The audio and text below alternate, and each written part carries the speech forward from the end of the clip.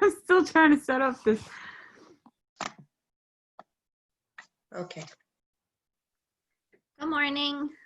Sutra 2, Book 2, 28. No worries.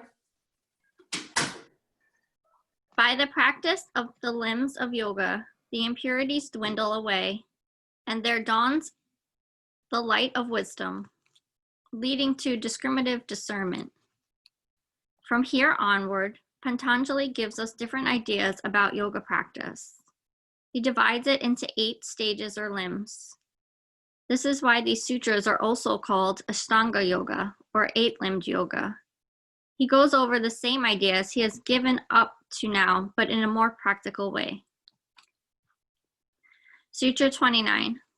The 8 limbs of yoga are yama, abstinence, niyama, observance, asana, posture practice, pranayama, breath control, pratyahara, sense withdrawal, dharana, concentration, dhyana, meditation, samadhi, contemplation, absorption, superconscious state. Sutra 30.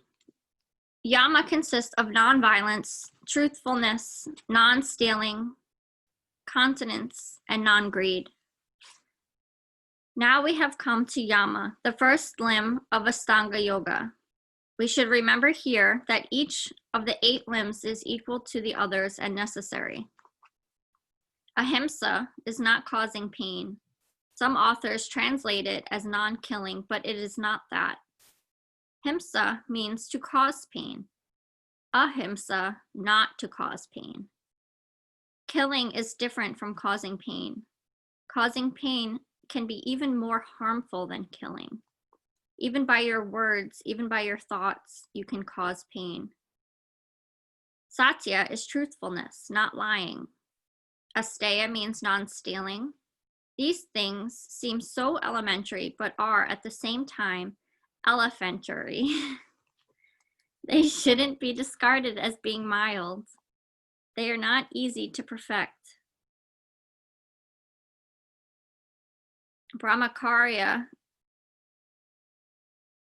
is continence or celibacy. And the last part of yama is aparigraha, which can be translated in 2 ways. One is non-hoarding of things, not being greedy, not accumulating beyond our capacity to use things in proper way. The other translation of aparigraha is not accepting gifts. These 5 principles make up yama, the abstentions. We will discuss them in detail under Sutras 35 through 39. I want to pause here to see if anyone has anything to say. I don't know how far we want to keep reading today.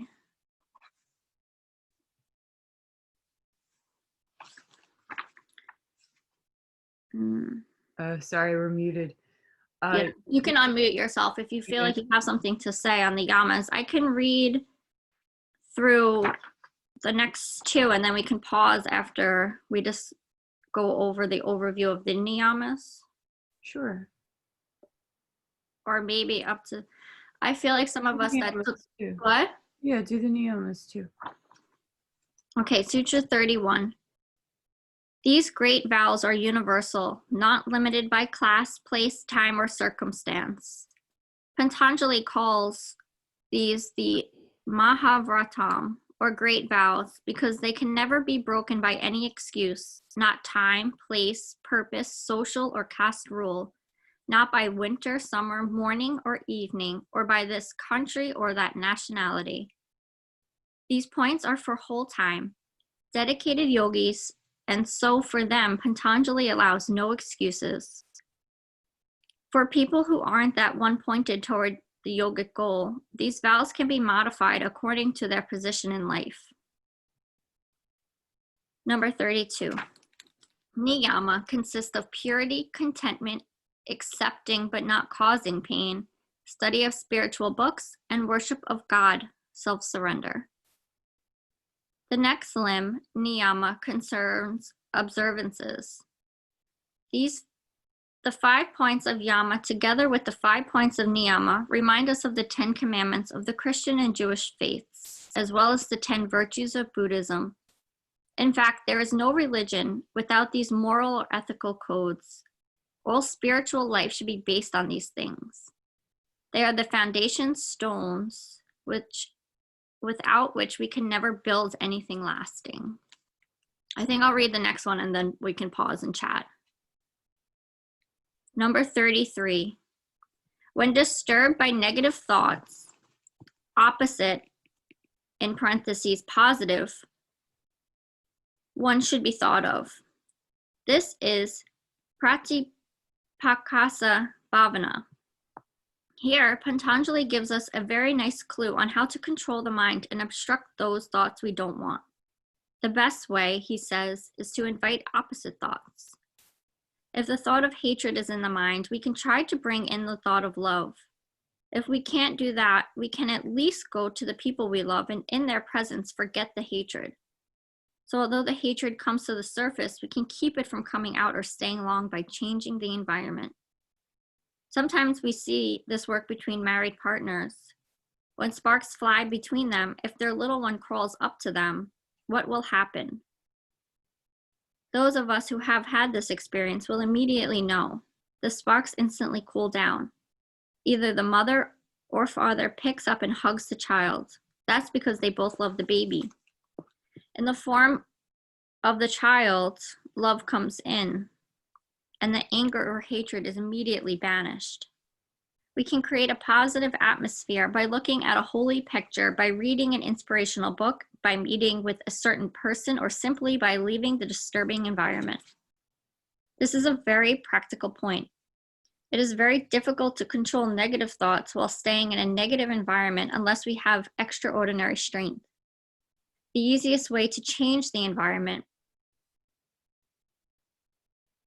the easiest way is to change the environment. For example, if you begin to fight with your mate, even before your anger comes out, run to your baby's room and look at your sleeping child. You will forget all the anger and avoid many a divorce.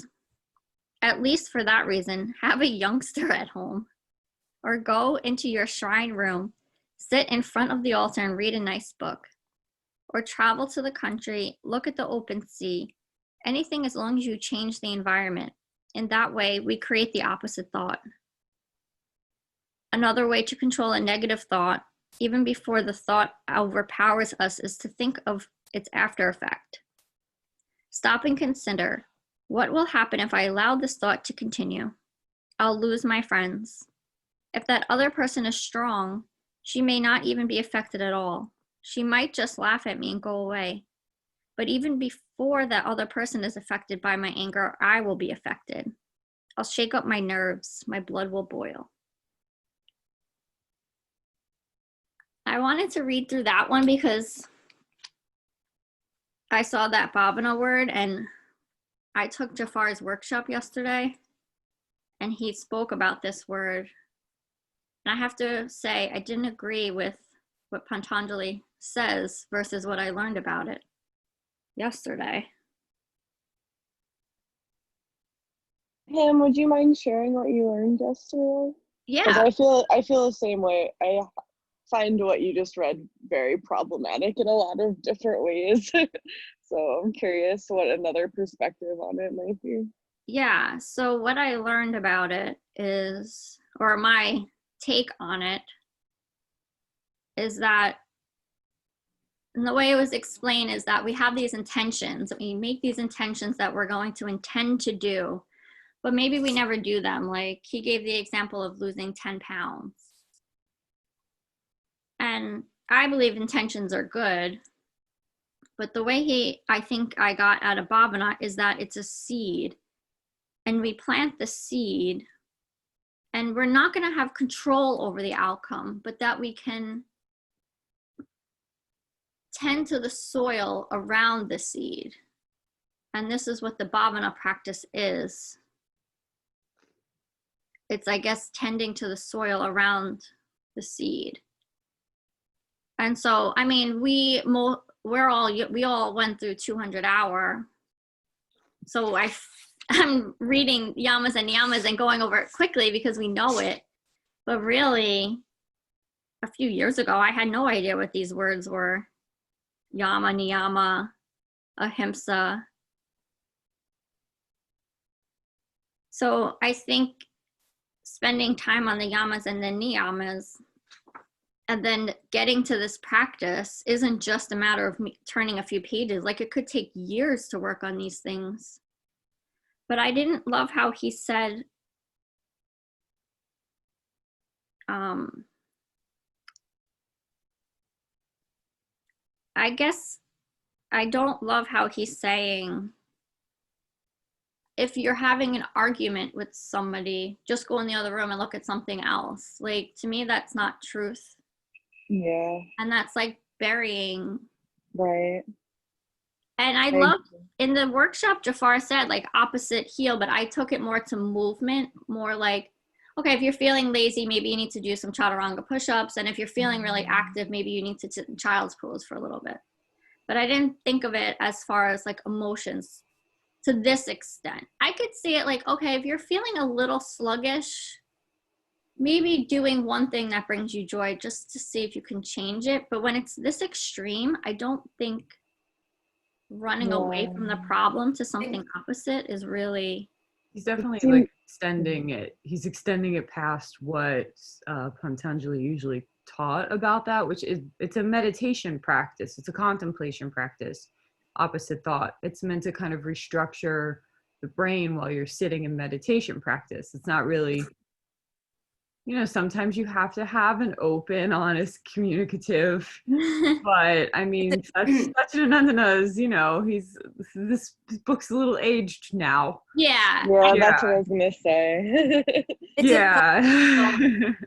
It seems like a very oversimplified way to Yeah, like I approach. can't look at my baby and then it makes all the problems go away. Yeah, just That have a would be baby. great. At least for that reason, have a youngster at home. Like, that is not Oh, really yeah, that's not, yeah. nice. We're in a new time now, but Yeah.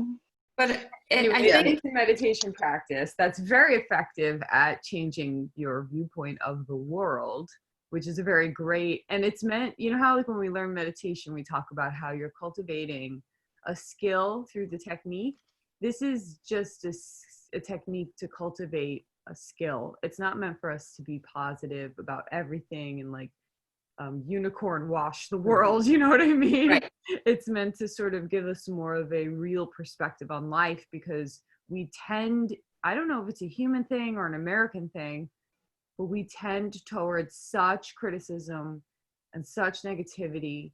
And something my teacher teaches is that if you are in constant criticism of everybody, especially others on the spiritual path, then it destroys your own spiritual practice. That's what the Vaishnavas teach. That if we're constantly in a state of criticism, think about it, you can't be present.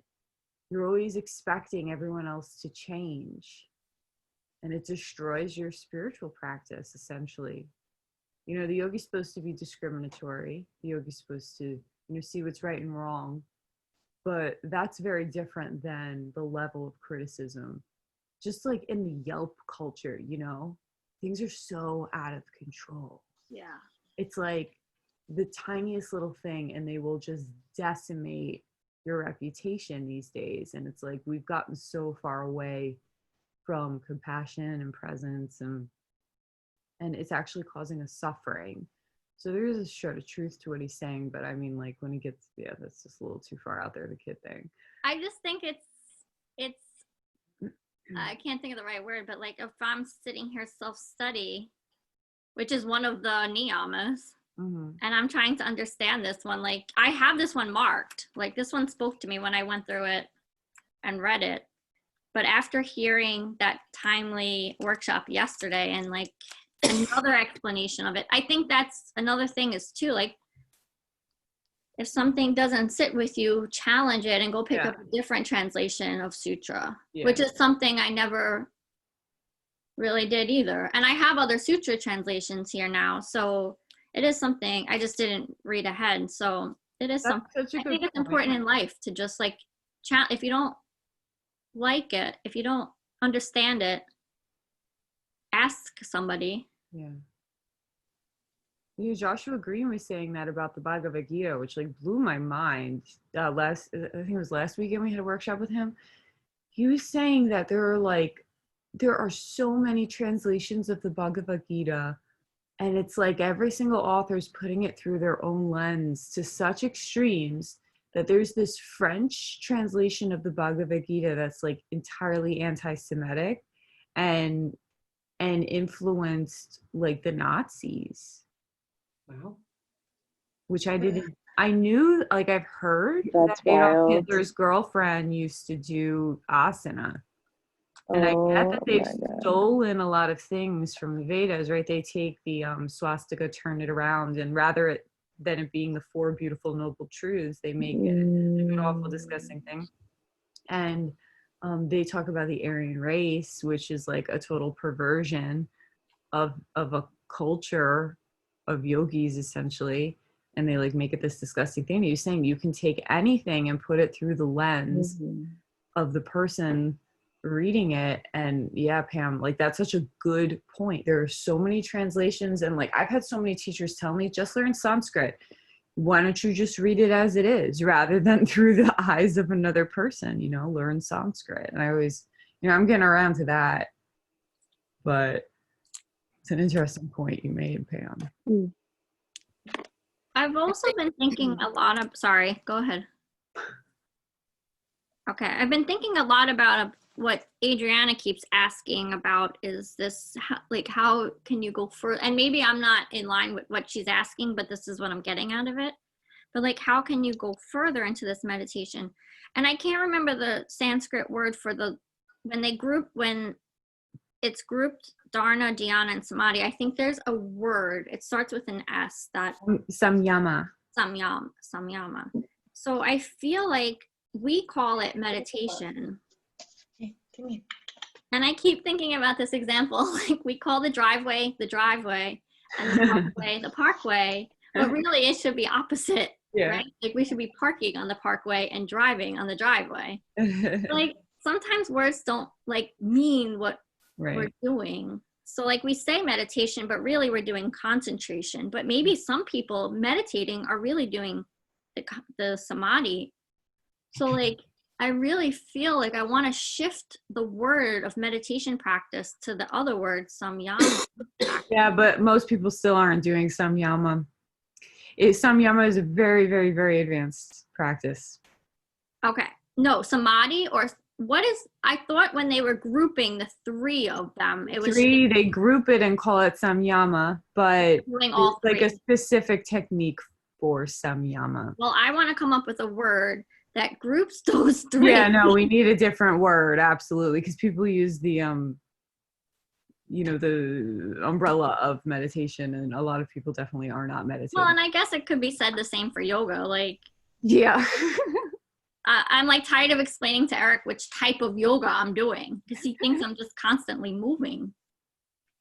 But anyway, I was thinking about what Adriana was saying, and like this whole practice, like we're talking about now, this training ourselves, like we're sitting and we're concentrating, or for me at least. So say I'm sitting and concentrating for 20 minutes and I'm practicing this idea of turning these negative thoughts into more positive ones so I can carry through my day, so that, okay, when I'm sitting in front of the sink and I'm doing my dishes, I can stay one pointed for 3 minutes while I'm doing the dishes, and I can then move to the laundry and stay one pointed. And then I can move to doing an activity I don't really want to be doing and still find joy in it.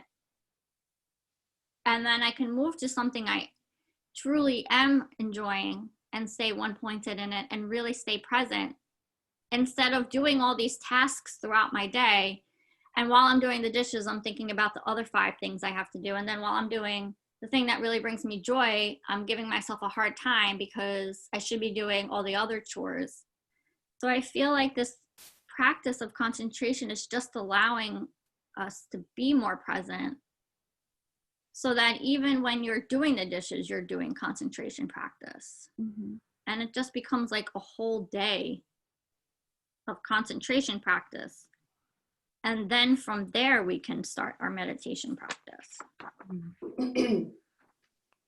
Yeah, people are always like, you can meditate and drive the car. And I'm telling you, man, if you meditate and drive the car, you're going to crash.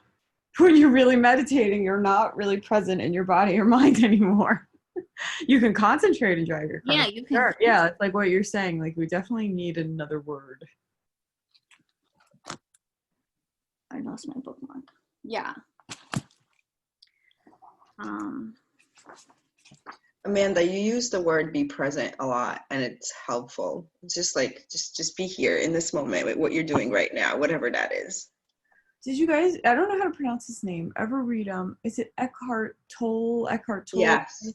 I read it when I was younger, and it was so profound, where it was so simple. He's like, just pay attention to right now. And I was like, oh, I didn't even realize that was an option. Isn't that Sutra 1? It's called the power of now. Yeah, but isn't that also Pantanjali tells us in Sutra 1? Oh, yeah, exactly. Yeah. Like, be present now. You know, Ram Dass's book too is so great. Be here now. Just be here now. It's so simple. I tried that book, but it's so scary to me with all that's not like all the weird symbols and. Well, he's on LSD when he's writing it. Yeah, I don't know. That's just an assumption. I'm not sure, but yeah, it's yeah. Maybe I need like audio.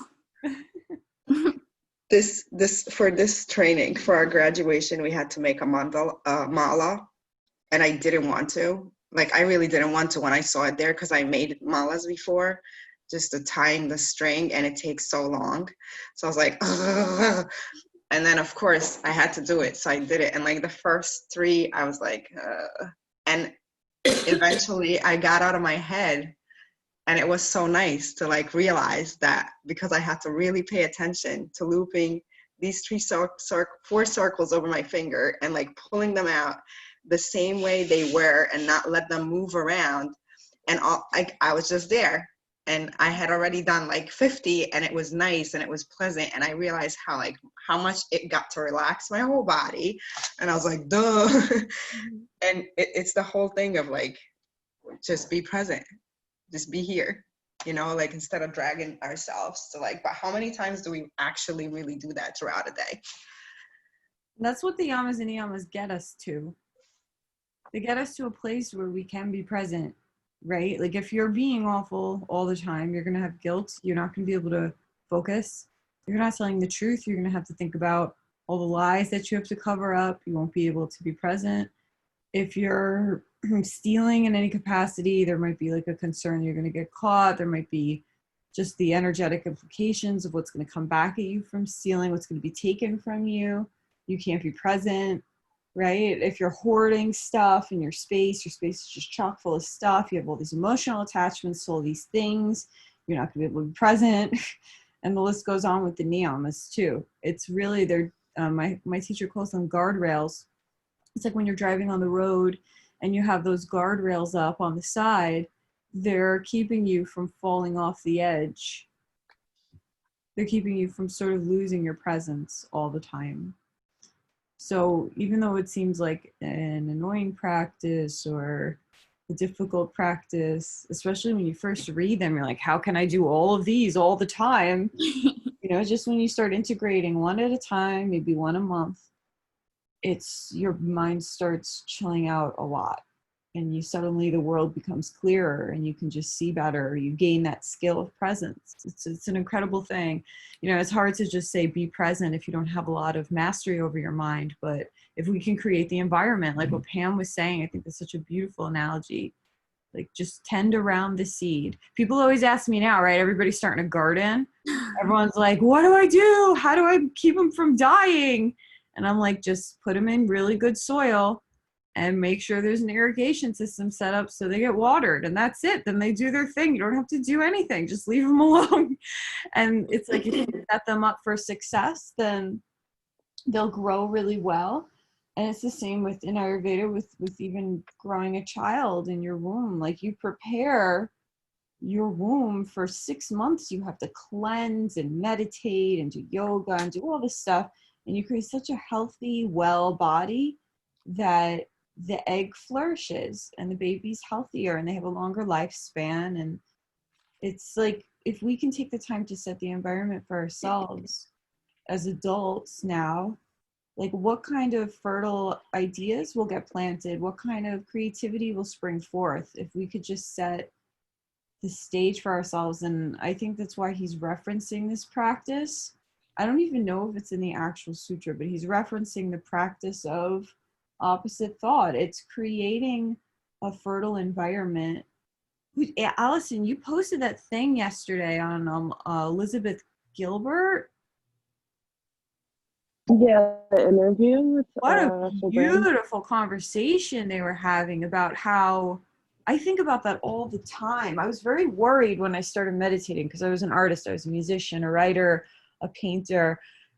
And I was very worried that I wouldn't be able to write poetry anymore if I got rid of all my angst, through these practices. Like if I just became so happy, I'd become like this, exactly what you said, like this like vapid kind of housewife, not that housewives are vapid, but she used this analogy that like people are very concerned if they let go of their pain, that they won't have creativity anymore. But like the creativity sprouts from this other place, and our responsibility is really to create the environment in the mind to be able to receive that creativity. And when you do these practices of presence, of allowing, it's like more creativity than you could have mustered up when you were full of angst and not being present. I thought it was such a beautiful conversation. That's oh my god, what's his name? Russell Brand. So I actually like went and listened to the rest of that interview after seeing that clip, and after speaking about creativity, she started talking about, and it made me think of was it Friday? I think Friday's chat. I don't know where I've been listening to you talk a few different places now, but Amanda, you brought up the God-shaped hole. Oh yeah. Do you remember? Yeah, that's the thing Raghu always says, that we have a God-shaped hole we're trying to stuff with other things that don't fit right. Like we're trying to fit it with our relationships and our possessions, and like nothing's gonna make you feel satisfied because it's a God-shaped hole. Yeah, and she brought that up, and she was saying like how beautiful it would be to take that same attitude she has towards her like creativity and her muse of like wonder and curiosity and gentleness, and bring it towards her relationships in her life, like approaching everything that comes up.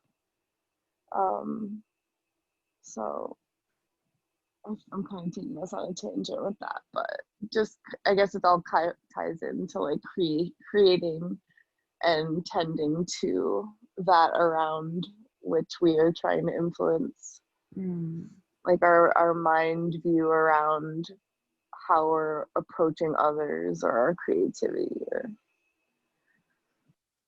Yeah, that's a tough one, right? Sowing gentleness, the soil of gentleness around your relationships. Well, and that was another part of that bhavana practice that Jafar reminded us in the workshop, is that we set the intention at the beginning of class, and then we do the class, we move on. But to keep bringing it back and asking students, or asking ourselves, even if you are the student, not the teacher, just be like, how is my intention showing up now? Like, just keep pulling it back to the present.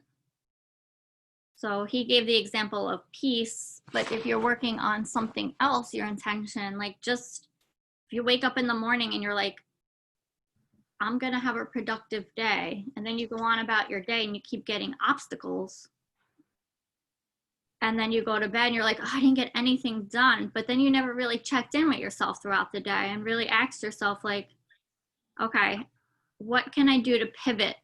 Like, how can I turn away from these obstacles, find a different path?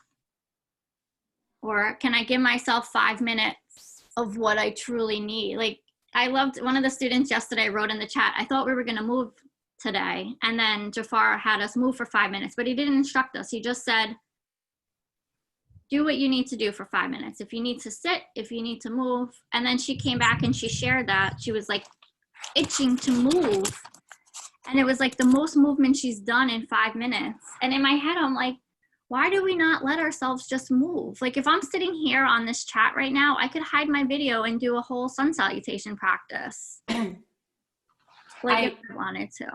I felt that yesterday too. I had gotten up and moved I was able to move and listen because, you know, my back was hurting and I wasn't going to sit here and have my back hurting. So I got up and moved while we were all talking, and while there was conversation. There was no reason to wait, especially in this situation where we're all on Zoom, even more so. Yeah. But even in any yoga training, I think if you got up from your sitting position and did some cat, nobody would object to it.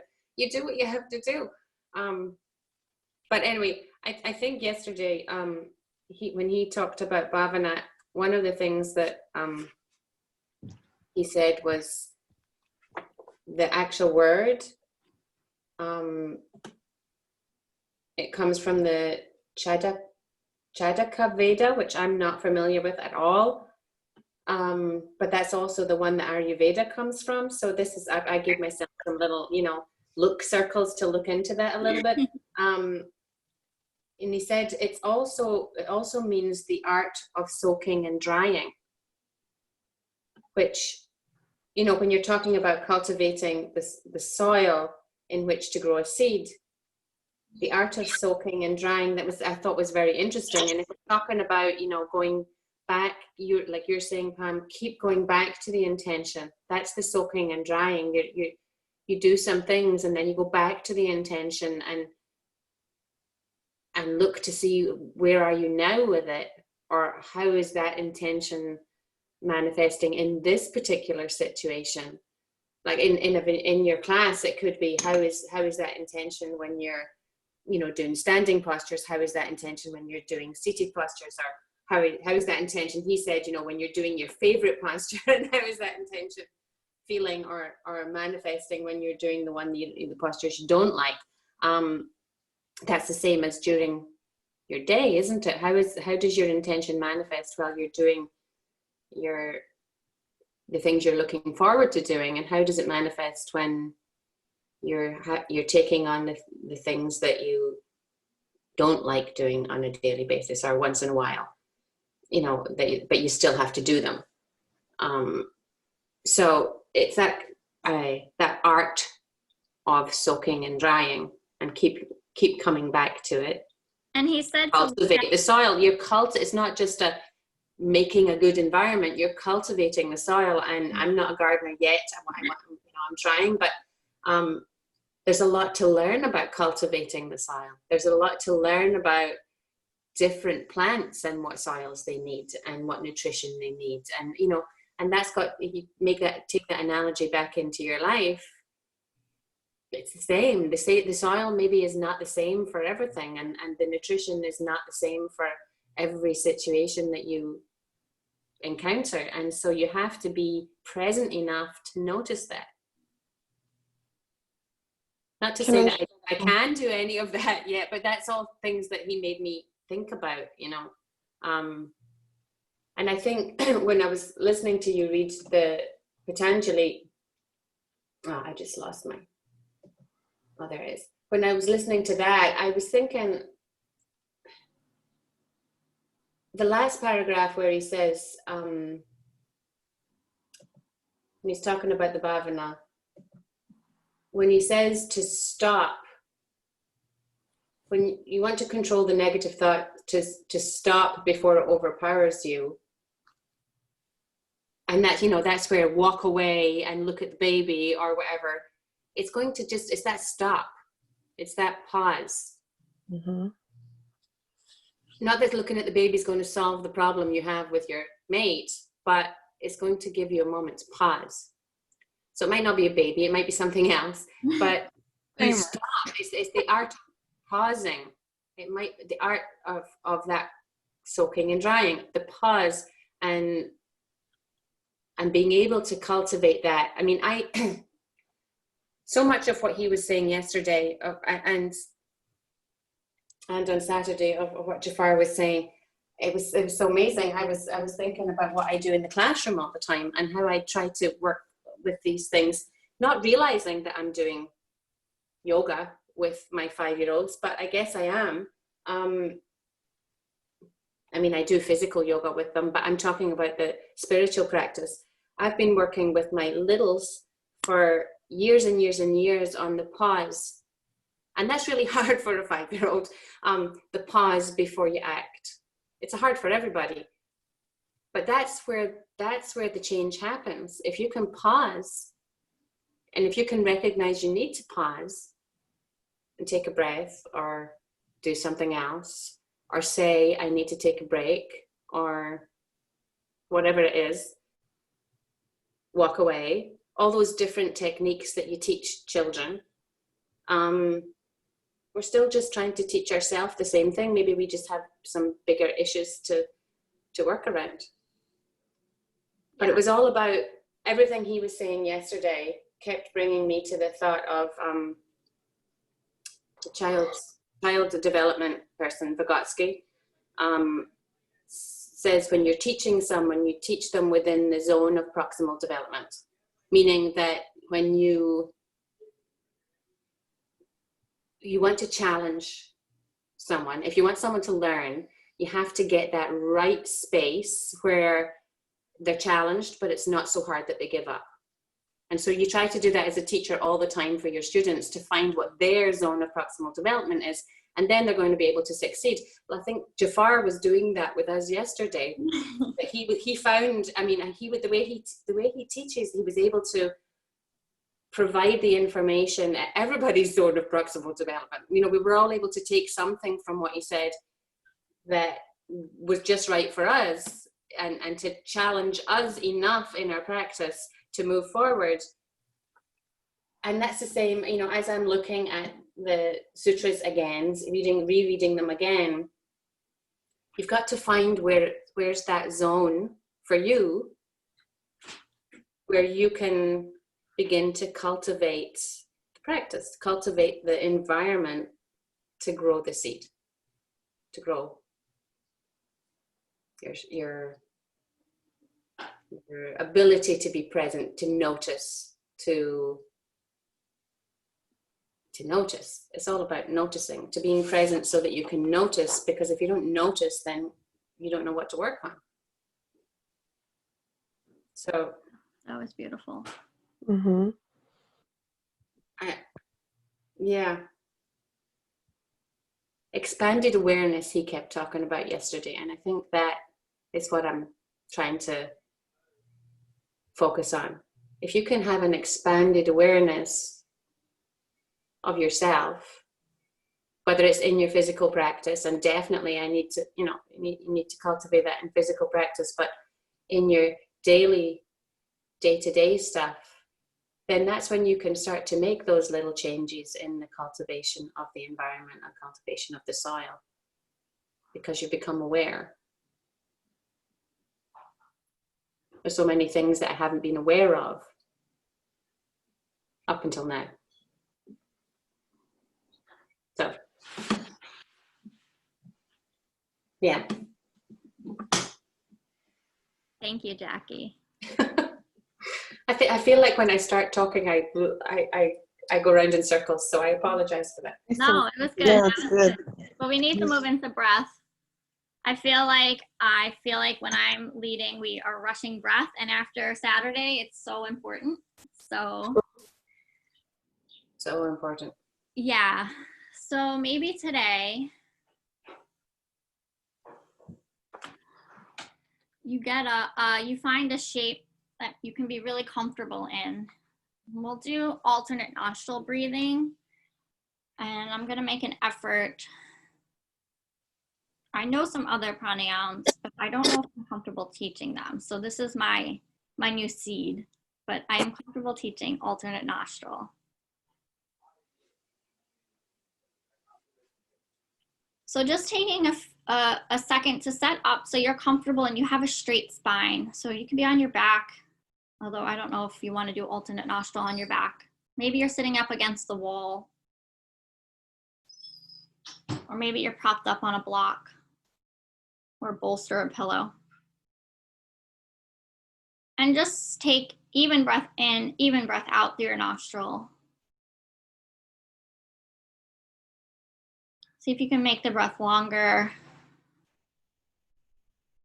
deeper.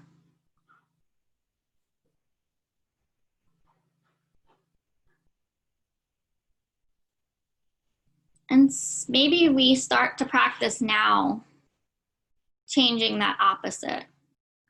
So see if you can pull something negative, something small.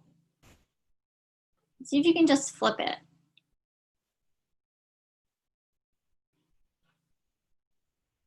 And if you can't, maybe you let that thought go and pull up another one that you can flip. Maybe you just keep it on repeat, just keep flipping it. And see if you can not only just flip it in your mind, but feel it in your heart. Feel it become true.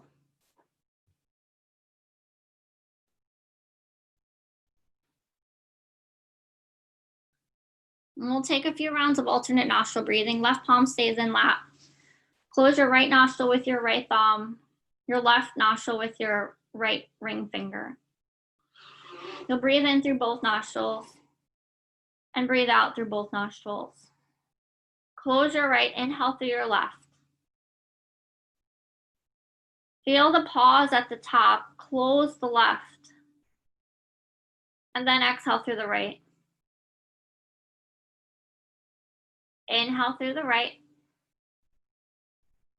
Close the right, feel the pause, and then exhale through the left.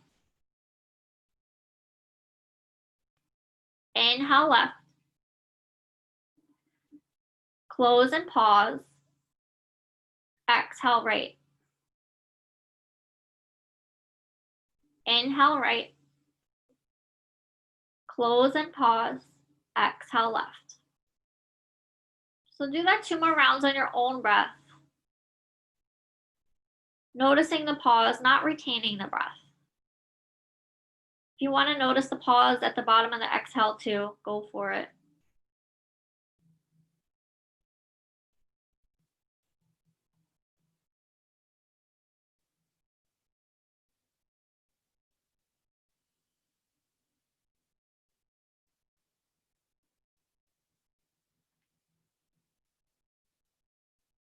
Taking your time to finish, exhaling through the left nostril, there's no rush.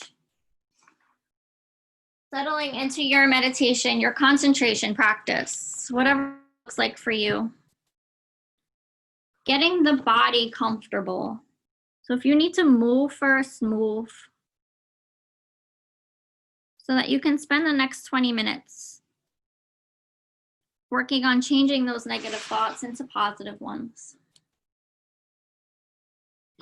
If you need to set your own timer, go ahead. See if you can set your intention for the meditation. And as you find your thoughts wandering, and you pull yourself back, you can check in with the intention.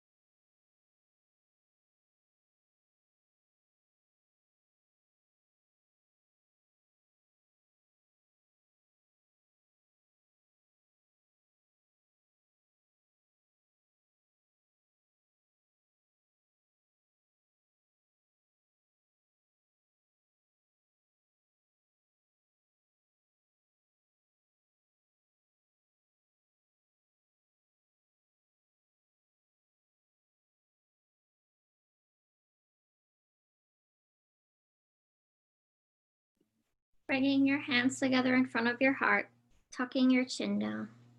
Namaste. Namaste. Thank you, everybody. Thank you. Happy Memorial Day. Have a beautiful day.